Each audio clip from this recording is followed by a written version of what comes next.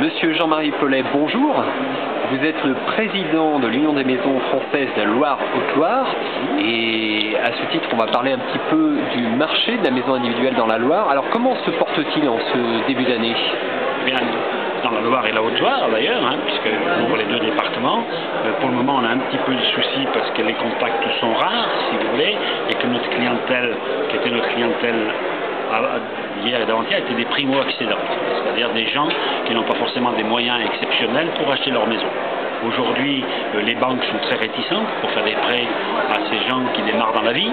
On avait des organismes avant qui faisaient des prêts sur 30 ans, d'apport personnel zéro. Maintenant, les banques aujourd'hui sont frileuses et n'acceptent que de financer que des gens qui empruntent que sur 20 ans et avec un apport personnel au moins de 20%. Donc ça réduit très sérieusement la clientèle du primo-accédant dont on parle. C'était notre clientèle majoritaire. D'accord, donc vous percevez une baisse des contacts? On perçoit une nette baisse des contacts. Bon, on est passé par une début de saison, je parle du temps, qui n'est pas favorable si vous voulez, parce qu'on commence à avoir le soleil un petit peu maintenant, mais on a passé un premier trimestre qui était pas très bon. Et quand on fait l'analyse des contacts du premier trimestre de l'année passée et du premier trimestre cette année, on est à moins 30%. D'accord. Quelles sont les grosses zones de résidentiel en maison individuelle sur la Loire? Disons que c'est plutôt la plaine, si vous voulez, parce que vous savez qu'on a subi aussi dans cette nouvelle année la RT 2012.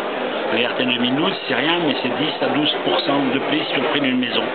Et la Loire plaine a un avantage, c'est qu'il n'y a pas de frais d'adaptation de la maison. Quand on vend des terrains un peu chahutés, au prix de la maison vient s'ajouter le prix d'adaptation, qui généralement sont quand c'est des collines un petit peu chahutées, il faut une adaptation au sol qui n'est pas la même que sur une plaine où on construit sans mettre des choses en plus, si vous voulez. Donc notre zone de construction, c'est la plaine.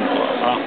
Saint-Étienne, on est la ville à 7 collines, vous savez, donc pour construire dans les collines aux alentours de Saint-Étienne, ça surenchérit le prix de la maison quand il faut faire des fondations spéciales.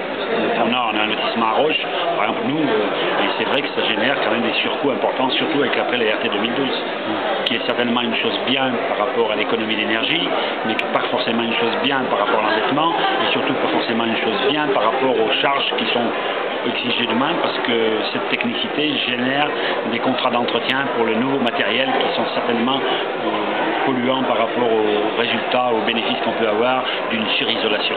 Bien sûr. Voilà.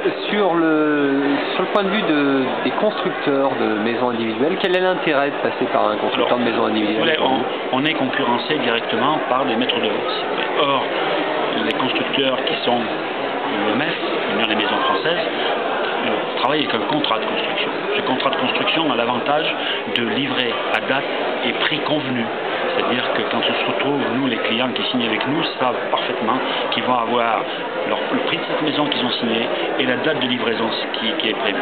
En plus, ils ont tout ce qui est dommage ouvrage. Il ne faut pas oublier que la dommage ouvrage paraît peut-être quelque chose qui est étonnant. Le dommage ouvrage est obligatoire, mais s'il n'est pas pris, il n'y a pas de sanction. Donc il y a beaucoup de maîtres d'œuvre qui se dispensent de prendre cette dommage ouvrage, et puis les clients en prennent beaucoup se réveiller avec des soucis, des ennuis, et comme ils n'ont pas de dommage ouvrage, ils assument complètement les problèmes qu'ils peuvent rencontrer en cours de construction, parce que qu'on soit bon ou pas bon, il y a toujours parfois quelques petits problèmes qui interviennent. Nous, on est obligé de garantir et de finir. Voilà le problème par rapport à des maîtres d'œuvre qui souvent ne signent même pas les marchés, ils les font signer par les clients, et c'est là notre grosse concurrence, c'est par rapport à des gens qui n'ont pas le contrat de construction. Leitmotiv, contrat de construction, CMI, contrat de construction, CMI. Il y a comme ça dont les clients sont garantis du prix et du délai. Dernière question, quel est le prix à peu près d'une maison individuelle sur le Sud-Loire? Alors, dans le Sud-Loire, vous savez, on est quand même dans un secteur où le salaire moyen est un des salaires assez faibles au niveau français. Donc nous, le prix d'une maison à peu près de 90 mètres carrés, je parle que de la maison, elle fait entre 120 et 150 000 euros. Ça dépendra de toutes les prestations qui sont mises à l'intérieur, si vous voulez. Mais on est plutôt à 1200 euros du mètre carré. Je ne parle pas du terrain, je parle que de la maison, je ne parle pas de terrain compris, je veux dire prix de la maison, de la construction. On est entre 1200 et 1500 euros du mètre carré, donc une maison de 90 ou 100 mètres carrés fait à peu près 120 et 150 000 euros. Plus en terrain. Jean-Marie Paulet, merci. De rien, merci.